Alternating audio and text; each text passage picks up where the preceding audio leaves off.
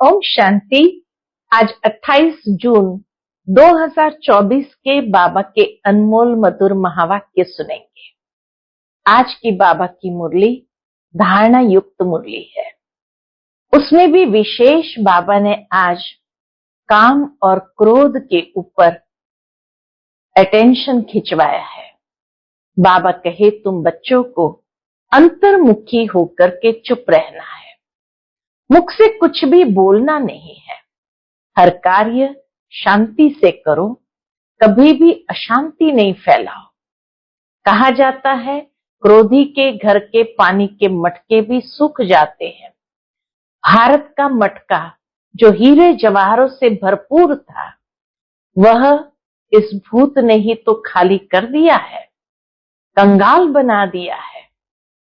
क्रोधी मनुष्य बाबा के खुद भी तपता है, दूसरों को भी तपाता है। इसलिए इस भूत को अंतर्मुखी बनकर निकालो। बाबा कहे जैसे कहा जाता है गीता में भी, काम महाशत्रु है, क्रोध भी महाशत्रु है। ये दोनों ही महान दुश्मन है। इसलिए बाबा कहते हैं कि स्वयं को आत्मा समझ कर बैठो, क्योंकि ये आंखें भी क्रिमिनल हो जाती है। तो काम महाशत्रु को जीतने के लिए कर्मेंद्रिय जीत बनना है, और साथ ही साथ ये मुख भी क्रिमिनल हो जाता जब क्रोध करते हैं। इसीलिए बाबा कहे तुम बच्चों को कभी क्रोध नहीं करना है। तो सुनते हैं आज के बाबा के अनमोल मधुर महावाक्य। ओम शांति। मीठे बच्चे अंतर्मुखी बनो, अर्थात चुप रहो, मुख से कुछ भी बोलो नहीं, हर कार्य शांति से करो, कभी भी अशांति नहीं फैलाना। आज की मुरली से प्रश्न है, तुम बच्चों को कंगाल बनाने वाला सबसे बड़ा दुश्मन कौन? उत्तर, क्रोध। कहा जाता है जहां क्रोध है वहां पानी के मटके भी सूख जाते हैं। भारत का मटका जो हीरे जवाहरों से भरा था, वह इस भूत के कारण खाली हो गया। इन भूतों ने ही तुमको कंगाल बनाया है। क्रोधी मनुष्य खुद भी तपता है, दूसरों को भी तपाता है। इसलिए अब इस भूत को अंतर्मुखी बन निकालो। ओम शांति। बाप बच्चों को समझाते हैं, मीठे बच्चे अंतर्मुखी बनो। अंतर्मुखता अर्थात कुछ भी बोलो नहीं, अपने को आत्म समझ बाप को याद करो। यह बाप बैठ शिक्षा देते हैं बच्चों को, और कुछ भी बोलने का इसमें है नहीं, सिर्फ समझाने दी जाती है। बाबा बच्चों को समझाने देते हैं कि गृहस्थ व्यवहार में ऐसे रहना है। यह है मन मना भाव। बाबा को याद करना है हर कर्म करते हुए। तो बाबा कहे यह है मन मना भाव, मुझे याद करो। यह है पहली मुख्य पॉइंट। तुम बच्चों को घर में क्रोध भी नहीं करना चाहिए। क्रोध ऐसा है जो पानी का मटका भी सुखा दे। क्रोधी मनुष्य अशांति फैलाता है। इसलिए गृहस्थ व्यवहार में रहते शांति में रहना है। भोजन खाकर अपने धंधे अथवा ऑफिस आदि में चले जाना, वहां भी साइलेंस में रहना अच्छा है। सब कहते हैं हमको शांति चाहिए। यह तो बच्चों को बताया है, शांति का सागर तो एक बाप ही है। बाप ही डायरेक्शन देते हैं, मुझे याद करो। इसमें बोलना कुछ भी नहीं है, अंतर्मुख रहना है, अंतर्मुखी होकर के रहना है। अर्थात अंतर्मुख माना कर्मेंद्रियां जो है मुख्य रूप से मुख के ऊपर है। तो ये सारी कर्मेंद्रियां, आंखें, कान, नाक, मुख, सब अंदर कर देना है। ऑफिस आदि में अपना काम भी करना है, तो इसमें जास्ती बोलना नहीं होता है। बिल्कुल मीठा बनना है, कोई को भी दुख नहीं देना चाहिए। अंतर्मुखी माना कोई को दुख नहीं देना चाहिए। लड़ाई आदि करना ये सब क्रोध है। सबसे बड़ा दुश्मन है काम। फिर दूसरा नंबर है क्रोध। एक दूसरे को दुख पहुंचाते हैं। क्रोध से कितनी लड़ाई हो जाती है। बच्चे जानते हैं सतयुग में लड़ाई होती नहीं। यह है रावण पने की निशानी। क्रोध वाले को भी आसुरी संप्रदाय कहा जाता है। भूत की प्रवेशता है ना, इसमें बोलना कुछ भी नहीं है, क्योंकि उन मनुष्य को तो ज्ञान है नहीं। इसीलिए बाबा कहे तुम्हें नहीं बोलना, क्योंकि तुम्हें तो ज्ञान है, उनमें तो ज्ञान है नहीं। वह तो क्रोध करेंगे। क्रोध वाले के साथ क्रोध करने से लड़ाई लग जाती है। बाप समझाते हैं ये बड़ा कड़ा भूत है, इनको युक्ति से भगाना चाहिए। मुख से कोई कड़वे शब्द नहीं निकलना चाहिए, ये बहुत नुकसान कारक है। विनाश भी क्रोध से ही होता है ना, विनाश भी क्रोध के कारण ही होता है ना। घर घर में जहां क्रोध होता है वहां अशांति बहुत रहती है। क्रोध किया तो तुम बाप का नाम बदनाम करेंगे। इन भूतों को भगाना है। एक बार भगाया तो फिर आधा कल्प के लिए ये भूत होंगे ही नहीं। ये 5 विकार अभी फुल फोर्स में है। ऐसे समय ही बाप आते हैं जबकि विकार फुल फोर्स में है। ये आंखें बड़ी क्रिमिनल है, मुख भी क्रिमिनल है। जोर से बोलने से मनुष्य तप जाता है और घर को भी तपा देते हैं। काम और क्रोध ये दोनों बड़े दुश्मन हैं। क्रोध वाले याद कर न सके। सारी मुरली जैसे क्रोध के ऊपर बाबा ने सुनाई कि क्रोध वाला याद कर न सके। याद करने वाले सदैव शांति में रहेंगे। अपने दिल से पूछना है, क्या हमारे में भूत तो नहीं है? मोह का भी लोभ का भी भूत होता है। लोभ का भूत भी कम नहीं है। इसीलिए गीता में भी कहा है कि काम क्रोध और लोभ ये नरक के द्वार है। यह सब भूत है क्योंकि रावण सेना है। बाप बच्चों को याद की यात्रा सिखलाते हैं, परंतु बच्चे इसमें मूंझते बहुत हैं, समझते नहीं है। क्योंकि भक्ति बहुत की है ना। भक्ति है देह अभिमान। आधा कल्प देह अभिमान रहा है। बाहर मुक्ता होने के कारण अपने को आत्मा समझ नहीं सकते। बाप जोर बहुत लगाते हैं, अपने को आत्मा समझ, बाप को याद करो, परंतु आता ही नहीं।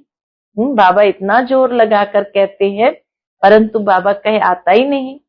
और सब बातें मानते भी है, फिर कह देते हैं याद कैसे करें, कोई चीज तो दिखाई नहीं पड़ती।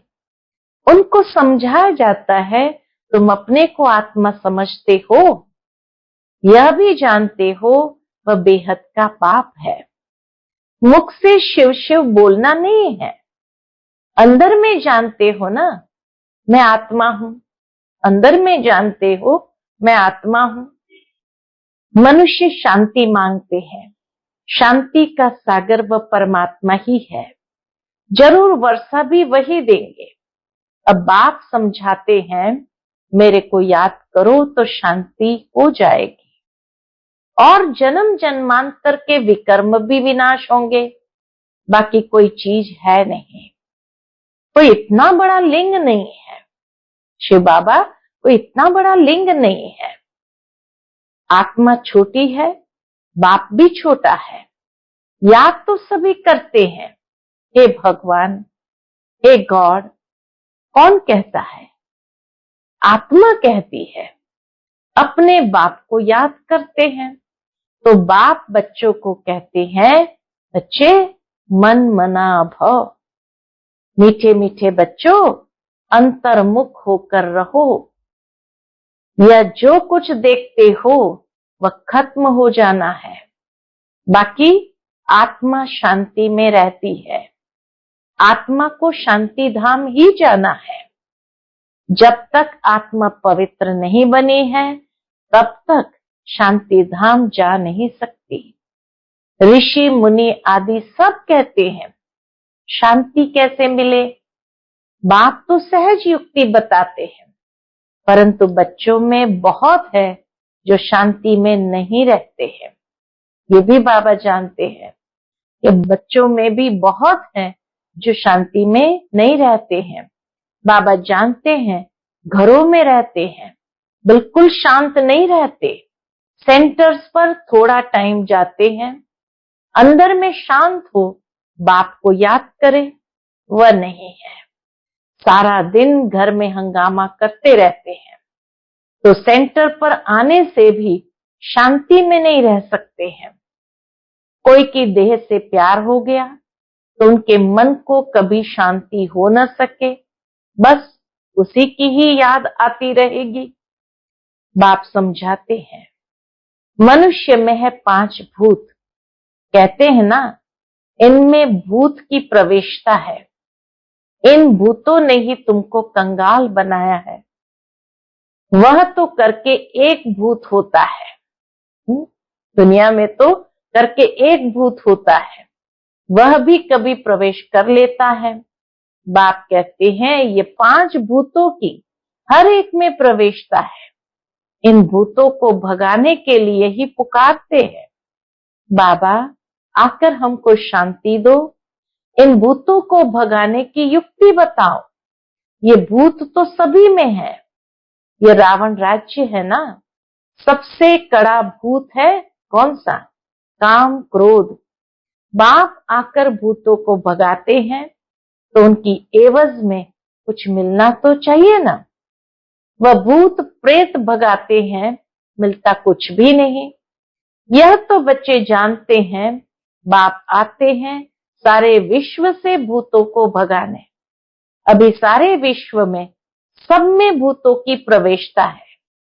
देवताओं में कोई भूत नहीं होता, न देह अभिमान का, न काम क्रोध लोभ मोह, कुछ नहीं होता। लोभ का भूत भी कम नहीं है। यह अंडा खाऊं, ये वह खाऊं, बहुतों में भूत रहते हैं। अपने दिल से समझते हैं बरोबर हमारे में काम का भूत है, क्रोध का भूत है, तो इन भूतों को निकालने के लिए बाप कितना माथा मारते हैं। देह अभिमान में आने से दिल होती है बाकी पहनो, यह करो, फिर कमाई सारी चट हो जाती है। क्रोध वाले का भी यह हाल है।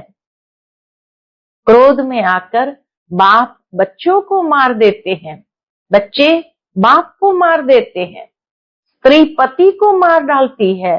जेल में जाकर तुम देखो कैसे कैसे केस होते हैं। इन भूतों की प्रवेशता के कारण क्या हाल भारत का हो गया है। भारत का जो बड़ा मटका था, जो सोने हीरे आदि से भरा हुआ था, वह अब खाली हो गया है। क्रोध के कारण कहते हैं ना, पानी का मटका भी सूख जाता है। तो ये भारत का भी ऐसा हाल हो गया है। यह भी कोई नहीं जानते हैं। बाप ही आते हैं भूतों को निकालने के लिए, जो और कोई भी मनुष्य मात्र नहीं निकाल सकते। ये 5 भूत कोई भी मनुष्य मात्र नहीं निकाल सकते। ये 5 भूत बड़े जबरदस्त है। आधा कल तो इनकी प्रवेशता रही है।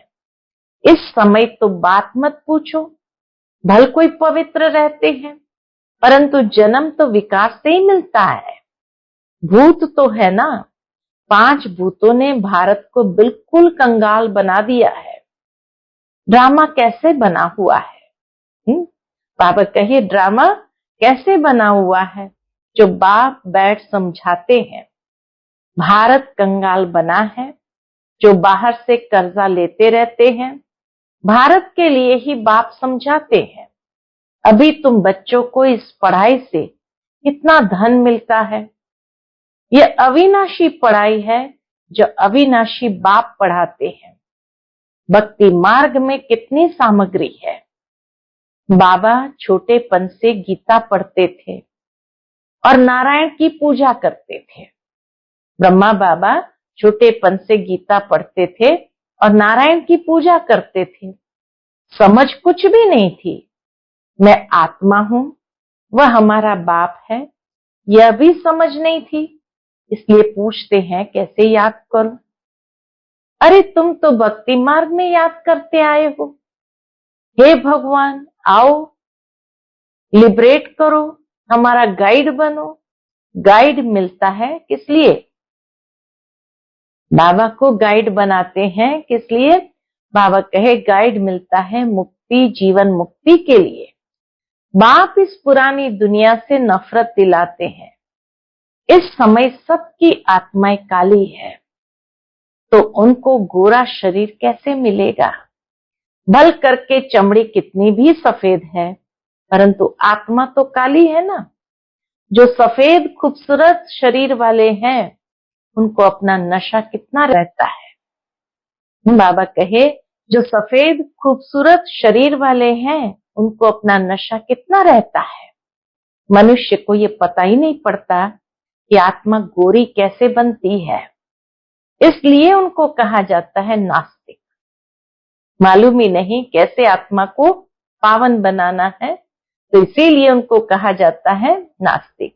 जो अपने बाप रचयिता और रचना को नहीं जानते हैं, वह है नास्तिक।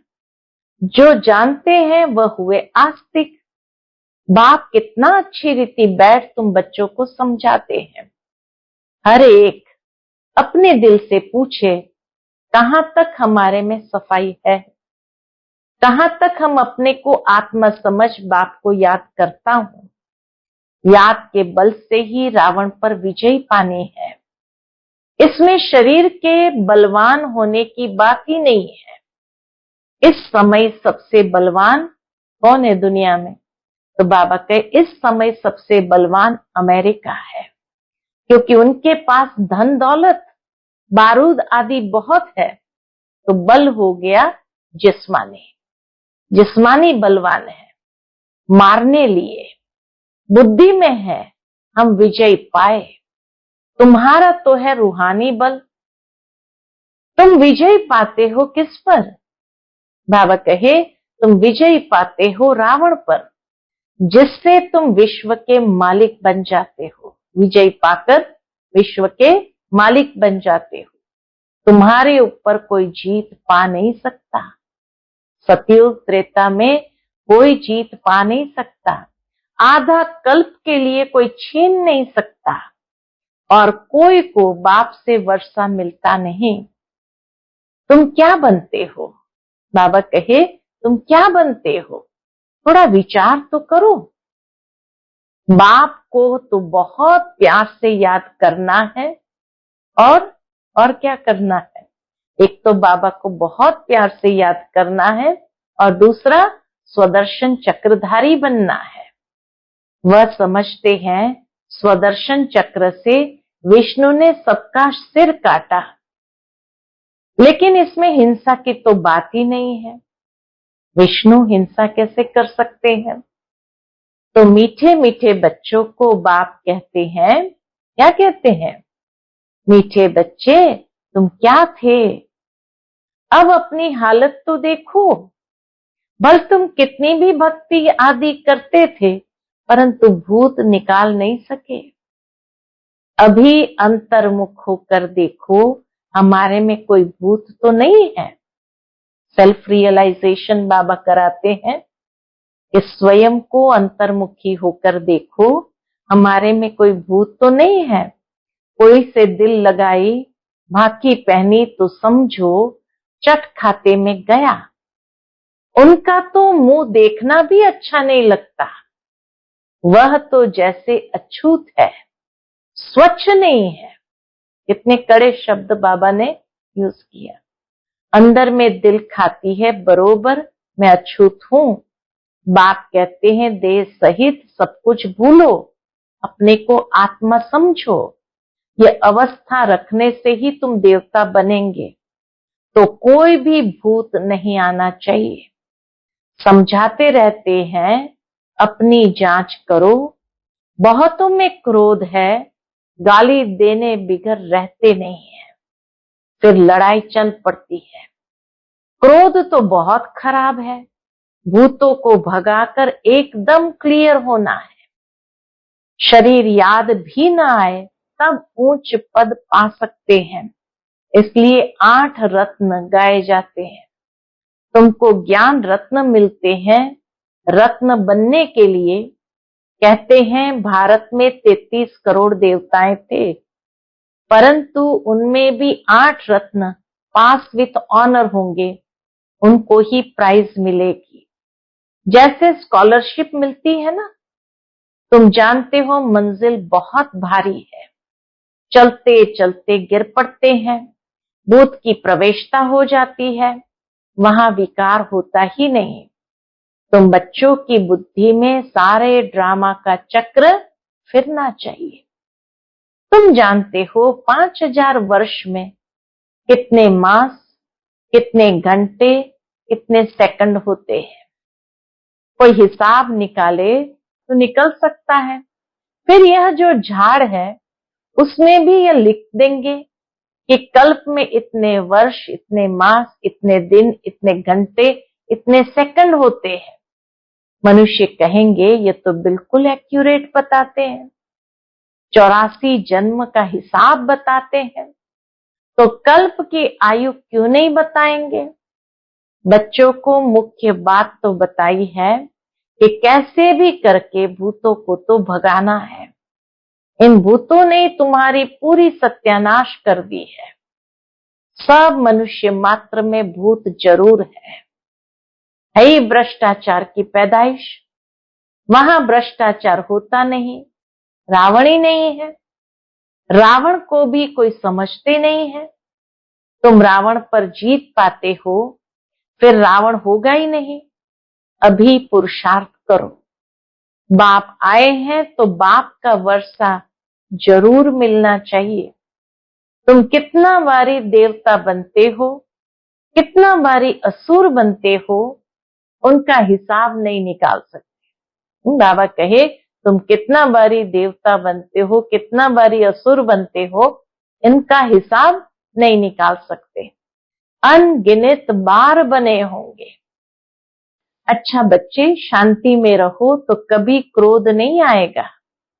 बाप जो शिक्षा देते हैं उस पर अमल करना चाहिए। अच्छा, मीठे मीठे सिकिलदे बच्चों प्रति माता पिता बाप दादा का याद प्यार और गुड मॉर्निंग। रूहानी बाप की रूहानी बच्चों को नमस्ते। हम सभी रूहानी बच्चों की रूहानी माता पिता बाप दादा को याद प्यार, गुड मॉर्निंग और नमस्ते नमस्ते। शुक्रिया बाबा, शुक्रिया। आज की मुरली से धारणा के लिए मुख्य सार है। पहली पॉइंट, अपने आप से पूछना है। क्या पूछना है? हमारे में कोई भी भूत तो नहीं है, आंखें क्रिमिनल तो नहीं होती है, जोर से बोलने व अशांति फैलाने का संस्कार तो नहीं है, लोभ मोह का विकार सताता तो नहीं है।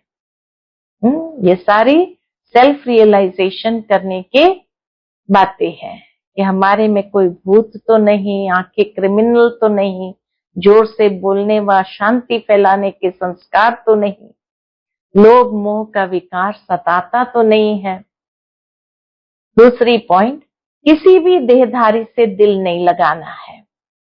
देह सहित सब कुछ भूल याद की यात्रा से स्वयं में रूहानी बल भरना है। एक बार भूतों को भगाकर आधा कल्प के लिए छुटकारा पाना है। आज का बाप दादा का मधुर वरदान हम बच्चों के प्रति है, ईश्वरीय विधान को समझ विधि से सिद्धि प्राप्त करने वाले फर्स्ट डिवीजन के अधिकारी भव। ईश्वरीय विधान को समझ विधि से सिद्धि प्राप्त करने वाले फर्स्ट डिवीजन के अधिकारी भव। एक कदम की हिम्मत तो पदम कदमों की मदद। एक कदम की हिम्मत तो पदम कदमों की मदद ड्रामा में इस विधान की विधि नोंदी हुई है। अगर यह विधि विधान में नहीं होती तो सभी विश्व के पहले राजा बन जाते। नंबरवार बनने का विधान इसी विधि के कारण ही बनता है। तो जितना चाहे हिम्मत रखो और मदद लो, चाहे सरेंडर हो चाहे प्रवृत्ति वाले हो, अधिकार समान है, लेकिन विधि से सिद्धि है। इस ईश्वरीय विधान को समझ अलबेलेपन की लीला को समाप्त करो तो फर्स्ट डिवीजन का अधिकार मिल जाएगा। आज का स्लोगन है, संकल्प के खजाने के प्रति इकोनॉमी के अवतार बनो। संकल्प के खजाने के प्रति इकोनॉमी के अवतार बनो, क्योंकि संकल्पों का बहुत बड़ा खजाना हर एक के पास है। उसी संकल्प को जिस दिशा में लगाना चाहो लगा सकते हो। अगर व्यर्थ और नेगेटिव में लगाया तो शक्ति क्षीण होने लगेगी, और अगर सकारात्मक शक्तिशाली दिशा में लगाया तो संकल्प की शक्ति अंदर ही अंदर बढ़ती जाएगी। अच्छा, ओम शांति।